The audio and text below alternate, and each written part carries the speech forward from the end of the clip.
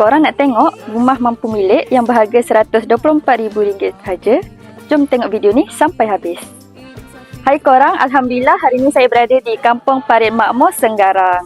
Belakang saya ni ada satu rumah yang dah pun siap sepenuhnya dan kita akan serah kunci tak lama lagi.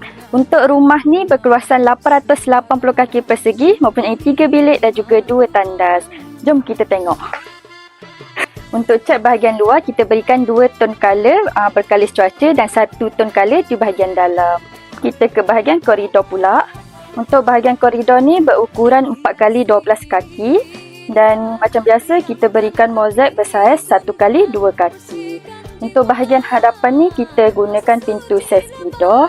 Jom kita masuk dalam. Dan ini adalah bahagian ruang tamu yang berkeluasan 14x15 kaki. Dan yang specialnya untuk rumah ni adalah ceiling airbox. Ceiling airbox ni adalah tambahan daripada tuan rumah dan kita berikan full aksesoris lampu serta kipas dan juga mozaik yang berukuran 2x2 kaki di setiap ruang. Jom kita tengok bilik master.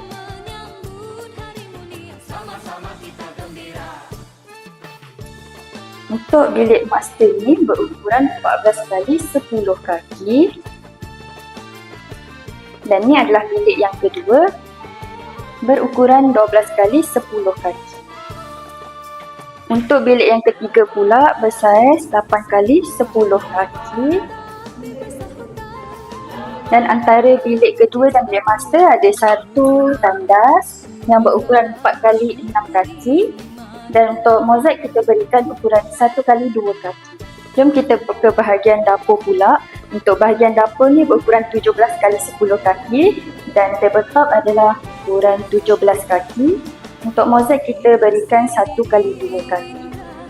Di bahagian dapur kita ada satu tandas yang berukuran 4x7 kaki dan macam biasa kita berikan mozaik ukuran 1x2 kaki. Korang, macam mana desain rumah kali ni? Kalau korang berminat, korang boleh hubungi nombor tertera dan jangan lupa follow kita, like, comment and share. Bye!